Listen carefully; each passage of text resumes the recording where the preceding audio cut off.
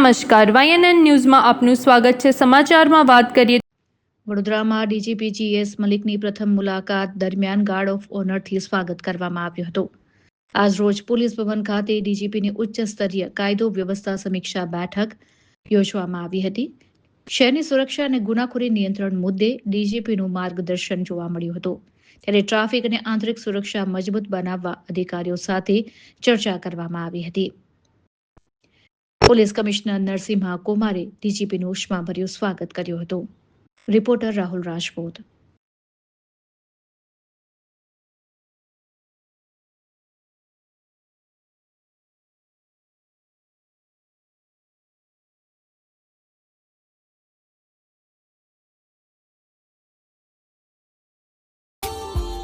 Subscribe now and press the bell icon.